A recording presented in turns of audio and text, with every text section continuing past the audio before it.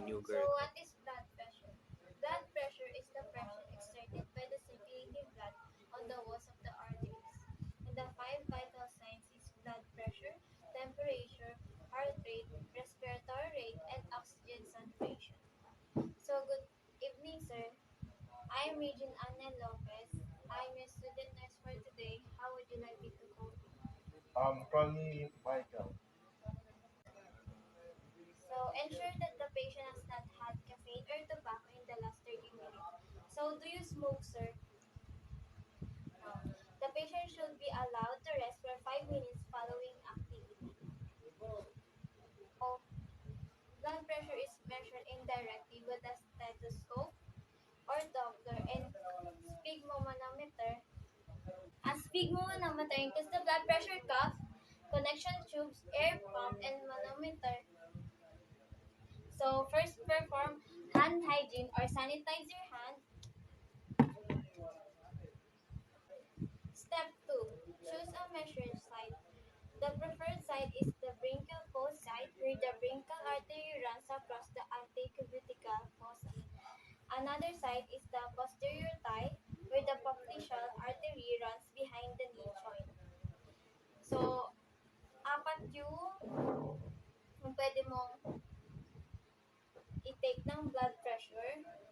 Itong left arm and right arm and the posterior thigh,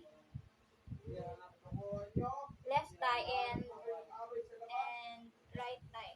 So step 3, position the patient either sitting, standing, supine, or prone depending on your choice of the measurement site. So what do you want, sir? Sitting, standing, or supine, or supine? City. So, if using the arm, patient should be supported so that the midpoint of the upper arm is level with the heart, with the elbow extended in the palm facing upward. Then the palpate the bronchial artery to identify location and apply the cuff directly over the bronchial artery. There is usually an arrow to indicate the century of the cuff, which should be directly above the bronchial artery.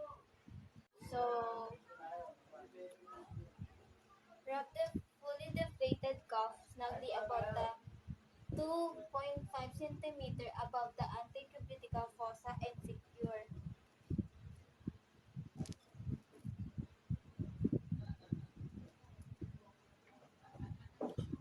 So is that okay, sir? Yes, yes. Step 4. Palpate the artery to determine the systolic blood pressure. This ensures that the auscultatory gap does not interfere with the accurate reading of the blood pressure. Inflate the PV cuff and note when the palpation is no longer palpable. Release the cuff and wait 1 to 2 minutes.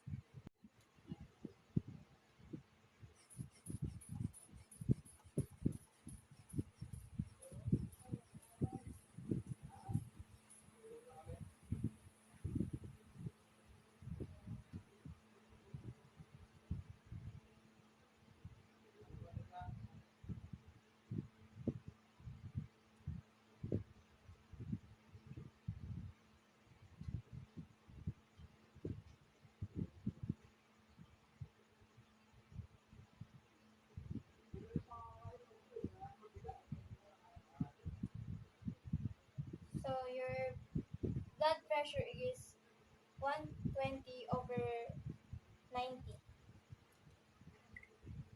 Good. Good. So step 4, palpate the artery to determine the systolic blood pressure. This ensures that the auscultatory gap does not interfere with the accurate reading of the blood pressure. Inflate the blood pressure cuff and note when the palpation is no longer palpable. Release the cuff and wait 1 to 2 minutes. And step 5, position the stethoscope over the bronchial artery and use the bell side.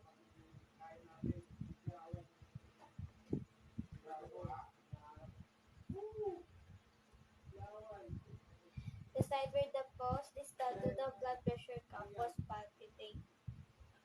Step 6, auscultate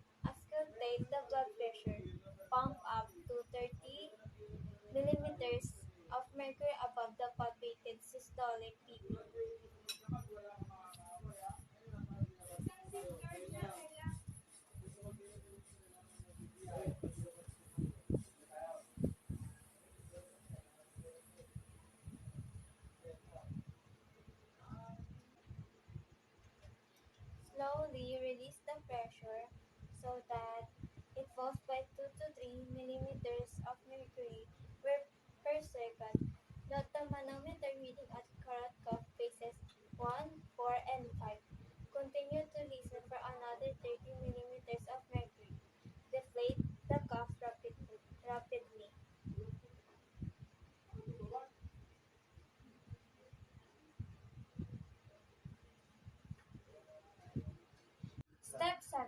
If a repeat is necessary, wait 2 minutes before inflating the cuff again. Step 8.